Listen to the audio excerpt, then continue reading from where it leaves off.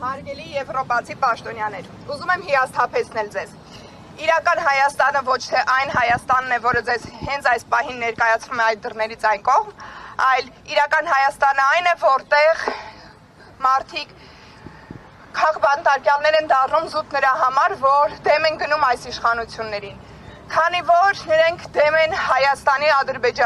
ադրբեջանացմանը, թուրքացմանը, ձեզ եւ բոլորին, առհասարակ ամբողջ աշխարհին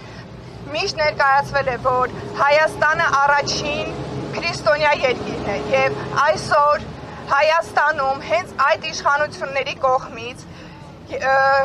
ենթարկվում են բոլոր եկեղեցականները, հայ առաքելական եկեղեցին եւ հենց ինքը կաթողիկոսը ենթարկվում է հետապնդման։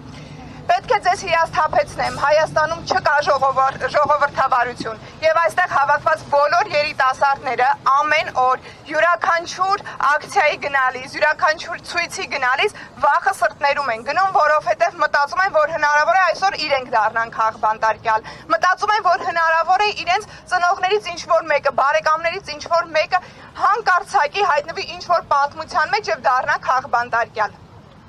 Հարգելի եվրոպացի ընկերներ, հնարավոր է դուք ուրախանում եք, որ ձեզ այստեղ ջերմ են ընդունում, հնարավոր է ուրախանում եք, որ անհետ կորածների ծնողները գալիս են եւ խնդրում են ձեզ, որպեսզի օգնեն գտնել իրենց երեխաների գոնե մարմինները, բայց դա լավ չէ, դա վատ օրից է, քանի որ այլևս մենք հույս չենք կապում այս իշխանությունների հետ։ Խնդրում եմ, մի պահ պարզապես դուրս եկեք եւ շփվեք ոչ թե իշխանամետ, ոչ թե ԿՊ-ական որևէ պաշտոնյայի հետ, այլ շփվեք իրական հայերի հետ, շփվեք սովորական քաղաքացիների հետ եւ կտեսնեք, որ իրականում Հայաստանի Հանրապետությունում ժողովրդավարություն չկա, որ Հայաստանի Հանրապետությունում խոսքը սահմանափակված է եւ որ Հայաստանի Հանրապետությունում քայլող յուրաքանչյուր քաղաքացի ցանկացած բայի կարող է դառնալ քաղբանտարկյալ։